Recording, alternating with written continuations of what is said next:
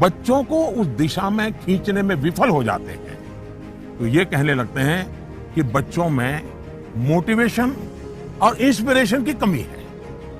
किसी को भी मोटिवेट करने का पहला पार्ट है ट्रेनिंग, प्रॉपर ट्रेनिंग। एक बार बच्चे का मन ट्रेन हो जाएगा, तब उसके बाद मोटिवेशन का समय शुरू होगा। ट्रेनिंग के कई माध्यम, कई तरीके हो सकते हैं। अच्छी किताब, अच्छी मूवीज, अच्छी कहानियां, अच्छी कविताएं, अच्छे मुहावरे या अच्छे अनुभव, ये सब एक प्रकार से ट्रेनिंग के ही टूल्स हैं। जैसे कि आप चाहते हैं आपका बच्चा सुबह उठ करके पढ़े, आप उसे कहते हैं, बोलते भी हैं, डांटते भी हैं, लेकिन आपको सफलता नहीं मिलती। लेकिन क्या आपके घर में कभी ऐसी किताबों की चर्चा होती है जिसमें इनडायरेक्टली सुबह उठने के फायदों की चर्चा हो?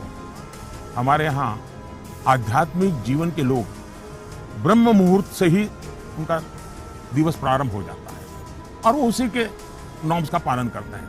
तो दूसरी ओर आजकल 5 AM क्लब की भी चर्चा होती है। क्या आपने ऐसी किसी किताब की घर में चर्चा की है या कोई ऐसी मूवी या डॉक्यूमेंट्री देखी है जिसमें इस बारे में वैज्ञानिक तरीके से, तर्कबद्ध तरीके से, इमोशंस के साथ बातें बताई गई हो? ये एक बार करके देखिए। सुबह उठने के लिए बच्चे की ट्रेनिंग खुद ही हो जाएगी। एक बार मन ट्रेन हो गया, मन में बच्चा समझ गया कि सुबह उठने का क्या फायदा है, तो फिर वो खुद मोटिवेट होने लगेगा। यही तो एनवायरनमेंट क्रिएशन होता है जिसकी घर में सबसे ज्यादा जरूरत है। आप बच्चे के बचपन का वो समय याद करिए जब आप उसको गोद में लेते थे। मान लीजिए आपकी जेब में पेन है या आपने चश्मा पहना है, बच्चा उसे खींचता है, चश्मा उतारता है, तो आप क्या करते हैं? आप बच्चे को अगर चश्मा वापस लेने की कोशिश करते हैं तो वो रोता है, पेन वापस लेने की कोशिश करते हैं तो रोता है। तो समझदार माँ बाप क्या करते हैं? उसको एक बड़ा बॉल उसके सामने खड़ा कर देते हैं, लेकर के खड़े हो जाते हैं। बच्चा क्या करता है? चश्मे छोड़ देता है, पेन छोड़ता है, बड़ा बॉल खेलने के लिए ले लेता है, न रोता है। आसानी से आप सॉल्यूशन निकाल देते हैं।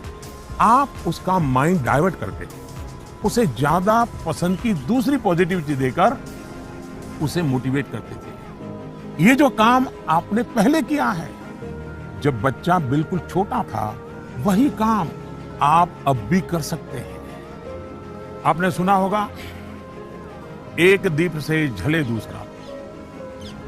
आपका बच्चा पर प्रकाशित नहीं होना चाहिए। आपका बच्चा स्वयं प्रकाशित होना चाहिए।